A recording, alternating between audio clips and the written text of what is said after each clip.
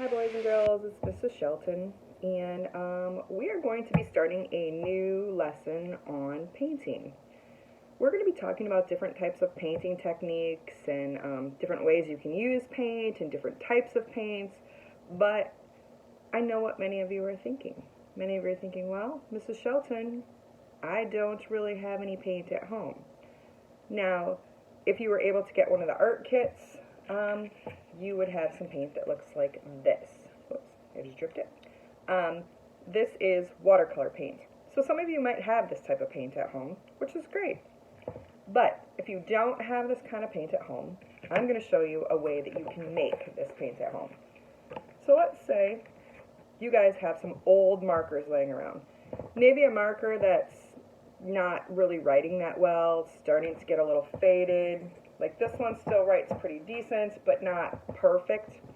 When it starts to get faded, and you think you need this marker anymore, you can go ahead and you can take a cup of water, and I have a glass here, and don't put very much in it. You just want to fill the bottom, because you're going to put the marker in the glass.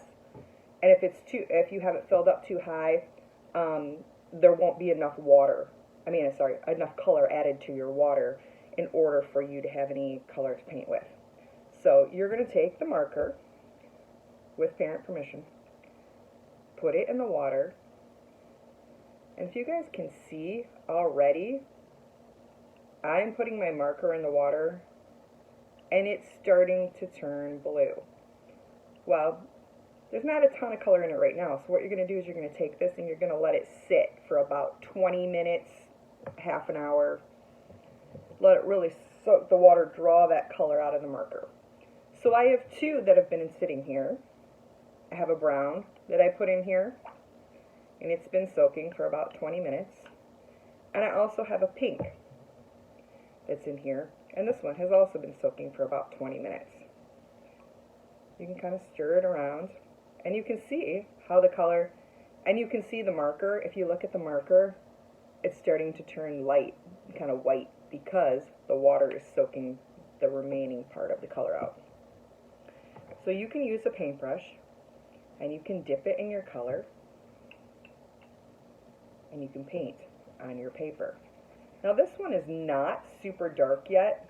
It's actually still pretty light on my paper, but we are starting to see a little bit of color on the paper. Sorry, I'm like right under a bright light. Okay, I'm going to go ahead and test my brush. I'm wiping it off on a piece of paper towel so I don't mix my colors, and I'm going to dip it in the pink. It's the same thing with the pink. It's still pretty light. There's not a ton of color on the paper, but so we're going to let our marker soak a little bit longer. Okay, so this is a great way to make watercolor with markers. Let them soak for a long time. You may want to even use a little bit less water than that. Okay, now let's say you're getting ready for painting and you're like, oh, Mrs. Shelton, I don't have a paintbrush.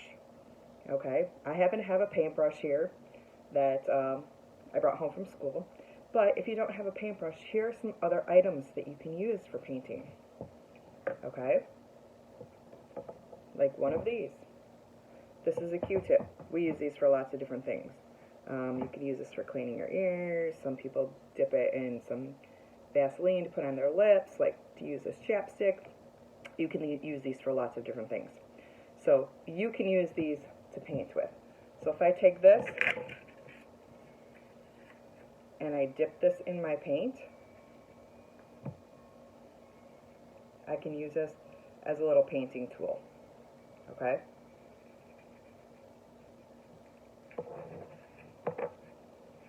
If you see here, I've kind of used it on my paper here as a little painting tool.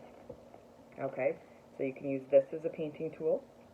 You can also use this. Make sure you're done using this though. Use an old one. Okay, this one I use for cleaning. Okay, I use this like in my bathroom, like on my shower to clean the grout and stuff. So this is not a toothbrush that I'm still using on my teeth because that you can't put those germs and that grossness back in your mouth. So make sure you have one of these that you're done with. You're not going to need it again. Same thing. You can use this. Just dip it in some water. Okay, I'm going to dip it in some paint. Like this. And I can put it on my paper. I'll hold my paper up so that you can see. So right here, I'm kind of painting back and forth on my paper with this. All right. Now, if you don't have a toothbrush, if you don't have a Q-tip, most people have some sort of tissue, paper towel, napkin, something like this. Okay, you could even use some toilet paper. The only thing with toilet paper is that toilet paper kind of gets bally really easy and falls apart. So, but you could try it. I mean, be as creative as you want. So I'm bending this like this. I can also take my finger, put my finger in here, and my finger is down in there. So I've kind of wrapped my finger so it looks like I have a bandage on my finger. I'm going to dip it in the water just a little bit. I'm going to get some paint. This time let's use red. And I'm really, really, really rubbing it into the red paint like this. Okay. I can also take this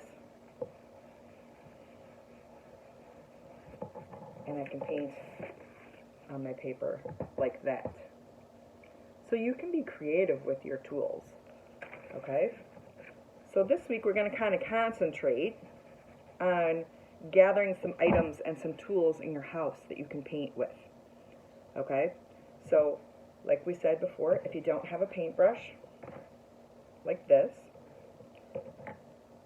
you can use a Q-tip, you can use a toothbrush, or you can use a paper towel, like I did, and I just stuck my finger down in there to control it. I dipped it in the paint, and I kind of went back and forth. I'm also being kind of creative with some of my painting supplies, or my paints. So if you don't have paints in your house, you can create paints. We talked about creating paint with our marker, letting it really, really soak. My suggestion, I'm noticing, is that you may want to use a little bit less water than this so that the color is a little bit more vibrant and dark. So when I'm painting on here, I am getting a little bit of color, but it's not super, super vibrant on here. Okay, so I just put some paint on there, and it's dripping. So my colors are not super vibrant, but it's workable. It's doable. Okay, I have also posted another video link to our lesson this week, and it's to make a different kind of paint, more of a finger paint, or more like tempera paint, similar to the paint that we use at school. And there are directions on there on how to make paint out of some things that you might have in your kitchen, like flour, salt, water, simple 3 items that some people just happen to have in their kitchen from baking and cooking. So you can also follow that direction, and you can come up with some cool consistencies and kind of experiment with the paint. But please, whatever you do, make sure you get parent permission before you're using any of those items. And this week, what I want you to do is I just want you to experiment with the different types of paint. Okay, kind of practice, come up with some tools. You could maybe come up with some different inventions of some paintbrush tools. Okay, maybe you're going to come up with an item that I've not come up with. I'm also going to put a tutorial on the YouTube, or from YouTube, onto our lesson this week that shows you how to create different types of brushes with different items in your house. So you're going to take some time this week, create some of your own paint. If you don't have paint, you're going to be creative in creating new ways to paint with different types of utensils and different types of tools. Be creative, have fun, and I can't wait to see some of your different inventions. Good luck, you guys.